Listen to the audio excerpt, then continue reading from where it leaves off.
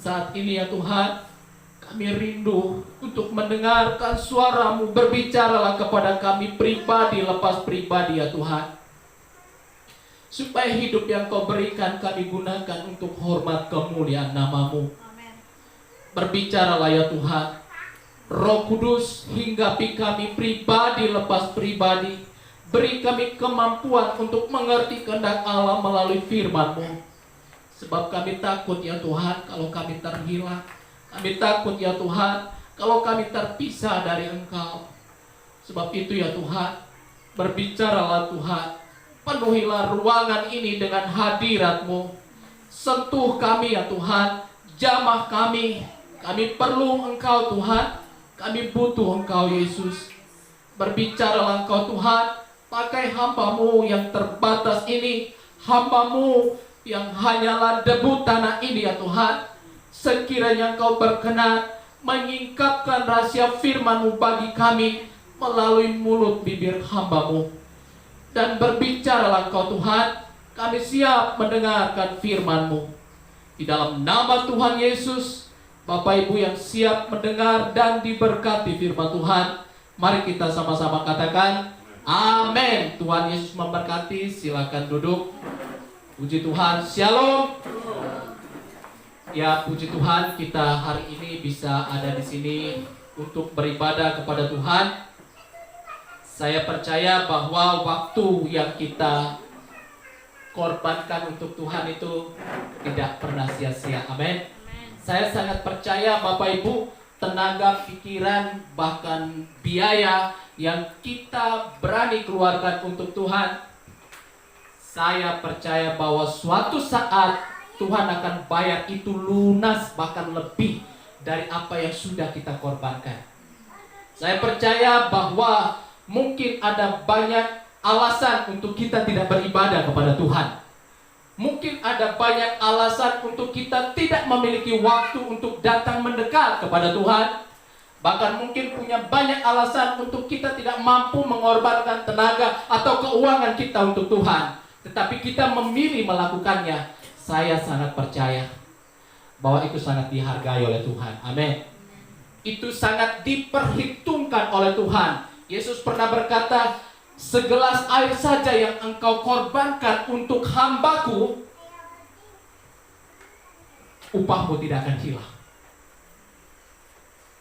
Hari ini saya akan membagikan kebenaran firman yang terdapat di dalam Matius pasal 26 ayat yang ke-36 hingga selesai satu perikop ini.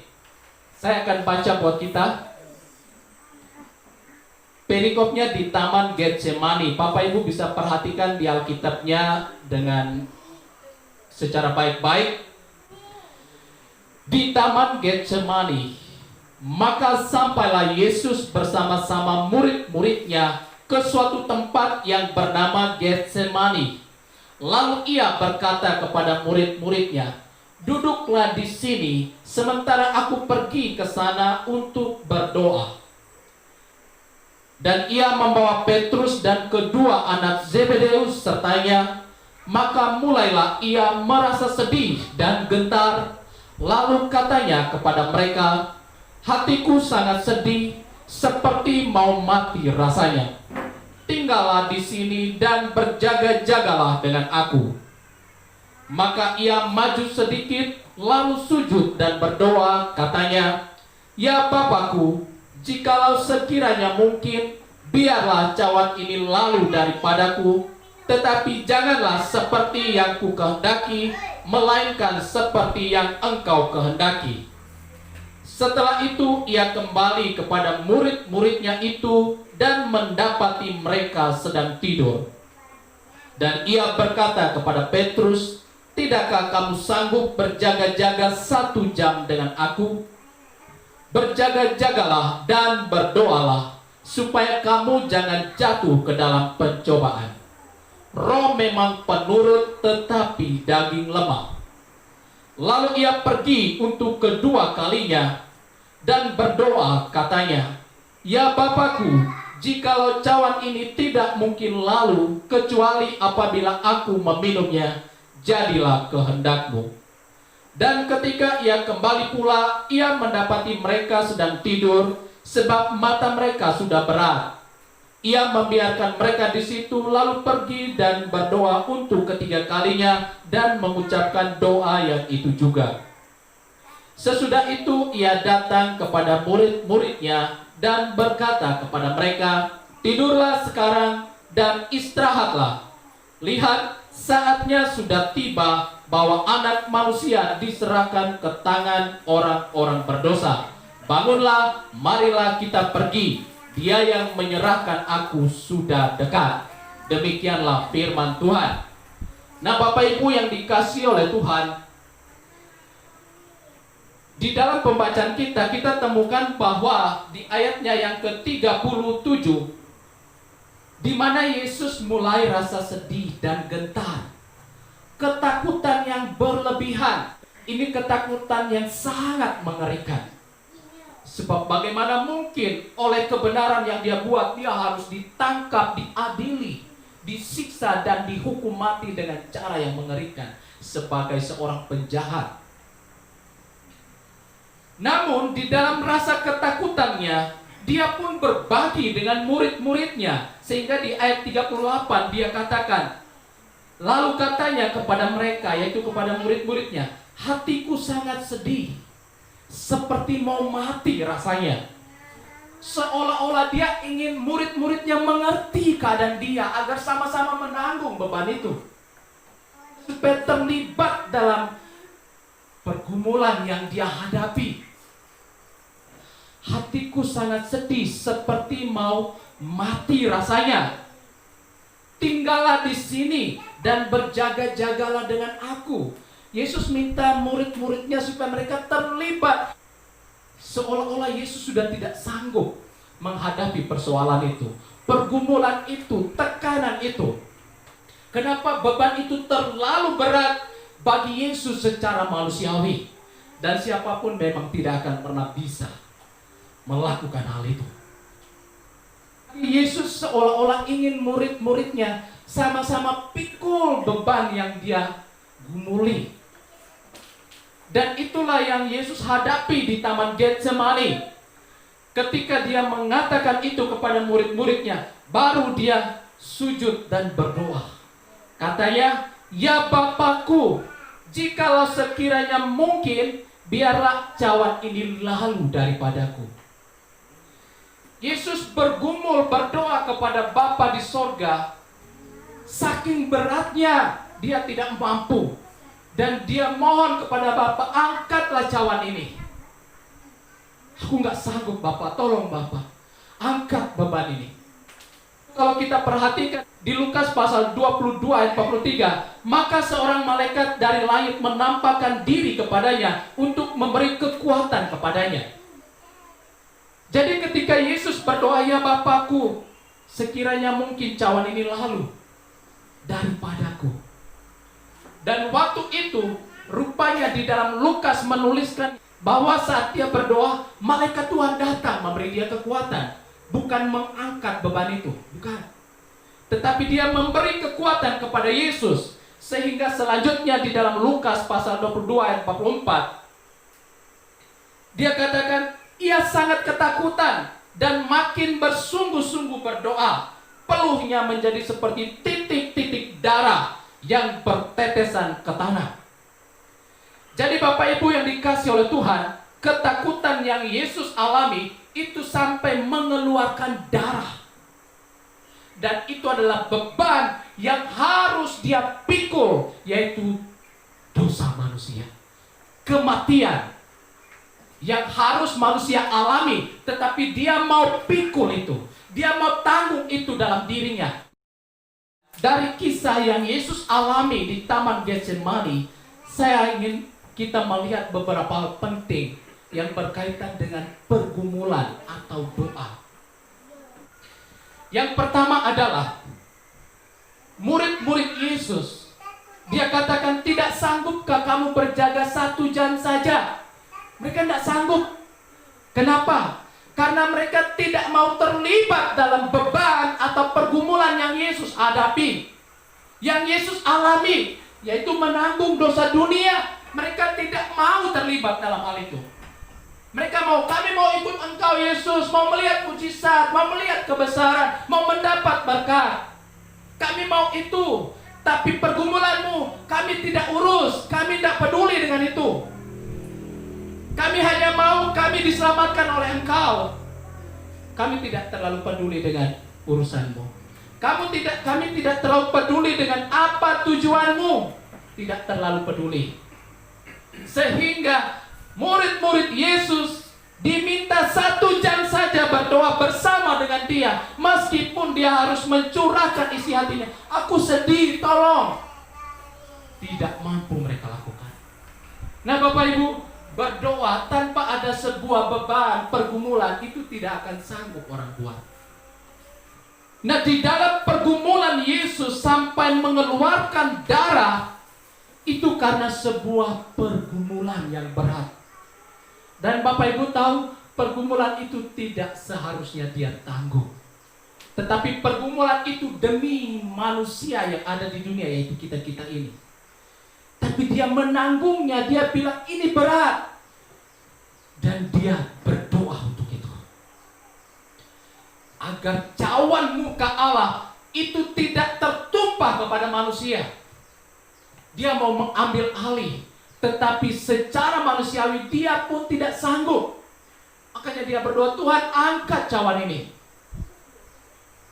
Ada suatu hal yang sangat penting di balik situasi ini, yaitu di dalam pergumulan berdoalah kepada Tuhan. Amin.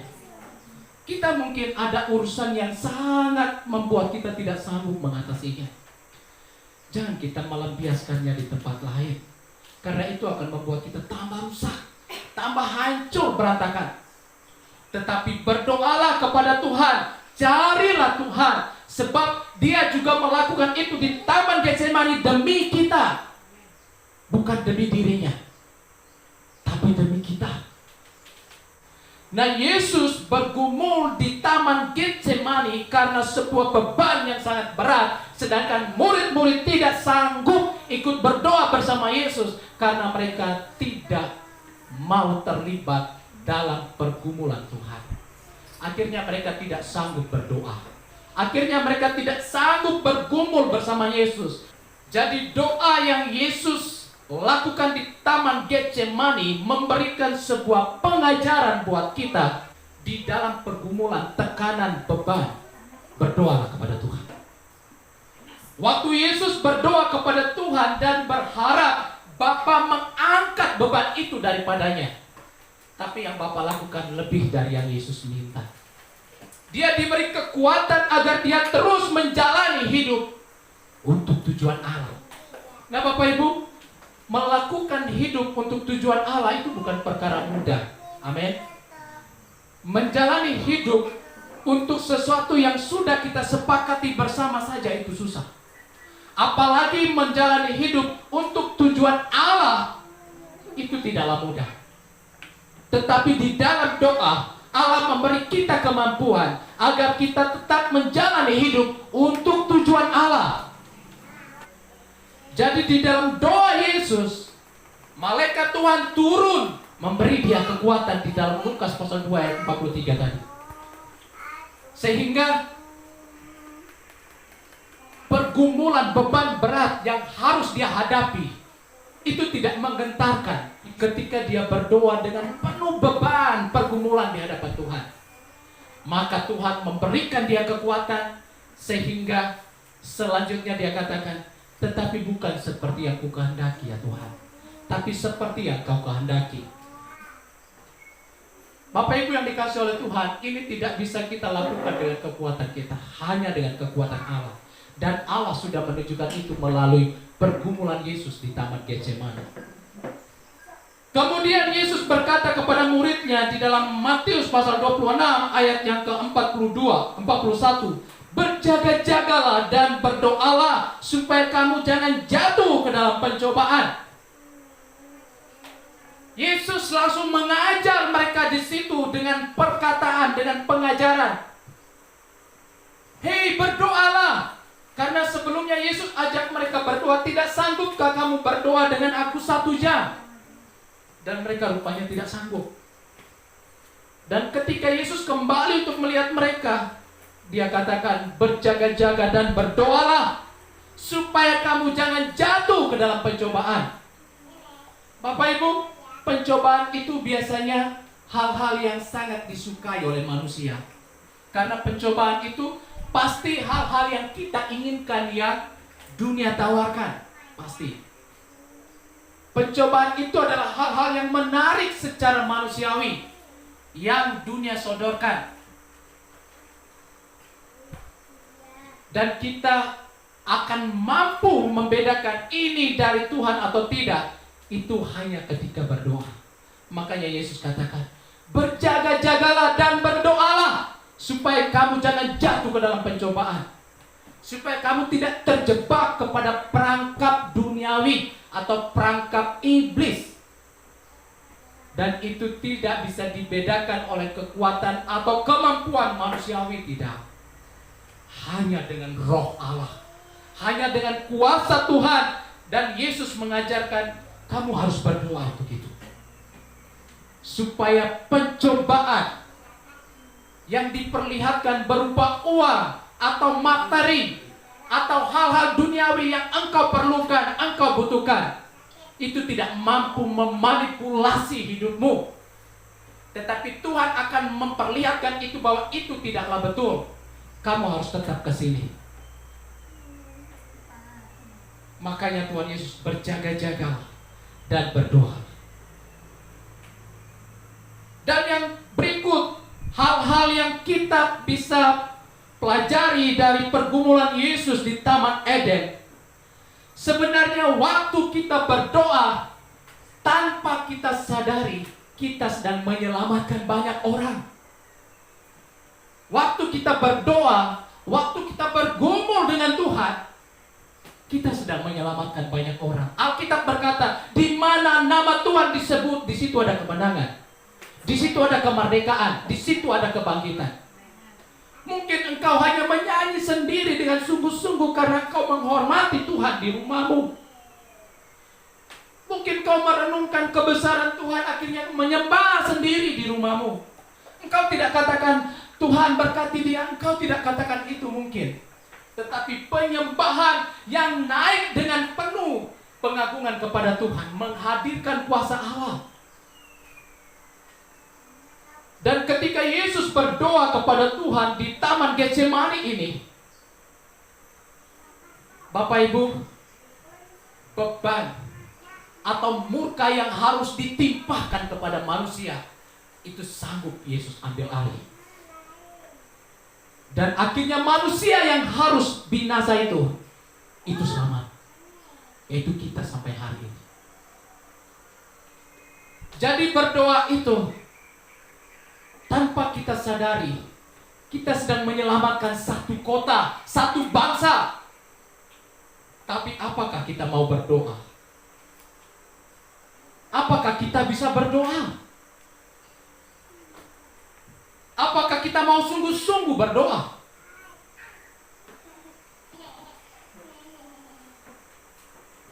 Dan yang paling penting, yang terakhir adalah waktu kita berdoa, sebenarnya kita sedang menaruh kehidupan kita dalam kepenuhan Allah. Karena waktu kita berdoa kepada Allah, kita sedang memindahkan diri kita dari dunia ini kepada Allah, yang adalah penguasa atas bumi, atas sorga, dan atas semua yang tidak kita lihat. Waktu kita berdoa, kita sedang menaruh diri kita di dalam Allah, yang adalah penguasa itu. Waktu kita berdoa, kita sedang menghadirkan Allah dalam hidup kita. Kita sedang membawa hidup kita ke dalam kepenuhan Allah. Saya yakin Tuhan menghargai itu. Bahkan apa yang kau minta 1.000, 10.000, bahkan 100.000 kali lipat yang akan Tuhan kerjakan. Bapak Ibu yang dikasihi oleh Tuhan kita Yesus Kristus, dari pergumulan yang Yesus lakukan di Taman Getsemani, dia memberikan gambaran betapa kita ini sangat berharga di mata dia. Sehingga apapun dia jalani, apapun, maut, kematian, dengan diolok, dituduh, dihina, difitnah, dicaci maki, diludahi, digiring di sepanjang kota, sampai ke tempat di mana orang jahat disalibkan. Itu kematian bertubi-tubi rasanya. Tetapi itu pun tidak menghentikan Yesus karena pedulinya terhadap kita manusia. Pernah gak kita berpikir, Tuhan, aku ingin melakukan sesuatu yang terbaik dan selalu baik dan lebih baik lagi untuk Tuhan. Aku mau melakukan segala yang terbaik kepada Tuhan dari hari ke hari, sampai nafasku habis, sampai darahku sudah tidak keluar lagi. Karena yang sudah Yesus lakukan di Taman Getsemani itu adalah sebuah perjuangan yang sangat berat. Dan satu senjata yang dia mau ajarkan melalui peristiwa ini adalah doa. Doa Bapak Ibu, doa di rumah, doa dimanapun kita berada. Karena doa itu akan menolong kita, membantu kita, memberi kita kekuatan besar. Itulah sebabnya kita harus berdoa. Karena waktu kita berdoa, kita sedang tinggal dalam kepenuhan Allah, dan kekuatan Allah akan ada dalam hidupmu. Sehingga semua tantangan duniawi yang akan diperhadapkan kepada kita, itu tidak menggentarkan, menghentikan langkah kita.